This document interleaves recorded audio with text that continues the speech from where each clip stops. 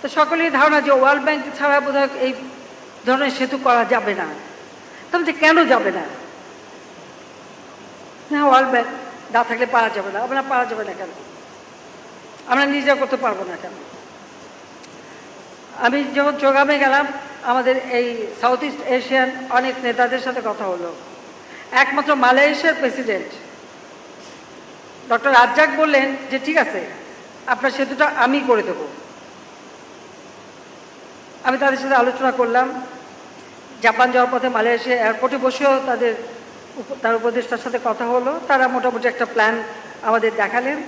কিন্তু মুশকিল হয়ে গেল আমার দেশের ভিতরে। আমার সাথে তো কেউ নাই, কেউ বলতেছে না যে ওয়ার্ল্ড ব্যাংক ছাড়া আমরা করতে পারবো। হ্যাঁ আছে, আমার জনগণ আছে, বাংলাদেশের মানুষ আছে। শুধু বাংলাদেশের মানুষ আছে, আমাদের দেশের যারা এখন বুদ্ধিজীবী, জ্ঞানী, গুণী, প্রত্যেকেই বলে এটা করা সম্ভব না। আমি বলছি আমরা করব। বলে টাকা কোত্থেকে আসবে? আমরা 17 কোটি মানুষ, টাকা এসে যাবে। আমরা তো একদিনে সব টাকা খরচ করব না, যে টাকাই লাগুক আমরা আস্তে আস্তে করবো, কিন্তু আমরা করব। এবার আমি নিজের টাকায় করব। আমাকে আমাদের মাননীয় প্রয়াত অর্থমন্ত্রী এসে বললেন, তারপরে তাদের অনেক শর্ত, বললো দুর্নীতির ষড়যন্ত্র হয়েছে। আমি বলে আমাকে প্রমাণ দেখান। এই প্রমাণ আর দেখাতে পারে না। তাদের একজন ওয়ার্ল্ড ব্যাংকের ভাইস প্রেসিডেন্ট, যিনি এই অঞ্চল দেখেন, তিনি আসলেন, সাথে তাদের ইন্টিগ্রিটি অফিসার একটা ব্যাগ নিয়ে আসছে। তিনি বসে আছেন, ওই ব্যাগের হাত থেকে ছাড়ে না। তা আমি বললাম যে আপনারা বলছেন দুর্নীতি, তো দুর্নীতির কথা আমাকে দেখান, আমাকে প্রমাণ দেন। আমি তো কাগজ চাই, প্রমাণ চাই। নয় না, প্রমাণ আছে, আপনি বের করেন। তারপর সেই ভদ্রলোকে ব্যাগ খুলে দেওয়া যায়। বললাম যে আপনি যে ব্যাগটা খুব সযত্নে ধরে রেখেছেন চেয়ারে বসে, নিশ্চয়ই ব্যাগের মধ্যে আছে, ব্যাগটা খোলেন, বের করেন। উনি তাড়াতাড়ি ব্যাগটা ছেড়ে দেবেন। বললেন এখানে কিছু নাই। তাহলে কিসের ভিত্তিতে আপনারা বলেন যেখানে দুর্নীতি হয়েছে? আমাকে প্রমাণ দিতে হবে। ওয়ার্ল্ড ব্যাংকে আমার ইন্টিগ্রিটি অফিসার হিসেবে আমাদের ডক্টর মশিউর রহমান সাহেব, ওনাকে আমি বললাম ওদের সামনে আপনারা চিঠি লেখেন, ওয়ার্ল্ড ব্যাংকে অফিসিয়ালি চিঠি লেখেন যে আমাকে প্রমাণ পাঠায়। অনেকদিন পরে দুটো চিঠি পাওয়া গেল। সেই চিঠি ছিল বিএনপির আমলে সড়কে এবং একটা বিদ্যুৎ কেন্দ্রের টাকা বন্ধ করে দিয়েছিল ওয়ার্ল্ড ব্যাংক। সেই চিঠি আমরা এই সময় আমি প্রাইম মিনিস্টার ছিলাম না, আমার সরকার ছিল না, এবং এখানে অমুক মন্ত্রী ছিল, তমুক মন্ত্রী ছিল, আপনারা বন্ধ করেছেন। এটার সাথে পদ্মা সেতুর কী সম্পর্ক? পদ্মা সেতু আমরা করছি, তো ওটা তো আপনারা করে দিয়েছেন। তাদের ওই সাহস ছিল না যে আপনাদের চ্যালেঞ্জ দেয়, কিন্তু আমি চ্যালেঞ্জ দিচ্ছি। আমাকে এটা প্রমাণ না দিতে পারলে আমি ছাড়বো না, আর আমি আপনাদের টাকা নেবও না। তখন বলো কি মন্ত্রীকে জেলে দিতে হবে, বশির রহমান সাহেবকে জেলে দিতে হবে, মামলা করতে হবে। আমার কিসের ভিত্তিতে মামলা? আমাকে দেখেন কোন অভিযোগে মামলা। বারবার তাদের সাথে কিন্তু এই কথা চলছে। যাক, আমাদের একদিন আমাদের মাননীয় অর্থমন্ত্রী এবং উপদেষ্টা এসে আমাকে বললেন যে ওরা এই শর্ত দিচ্ছে, এটা মানলে পরে টাকা দেবে।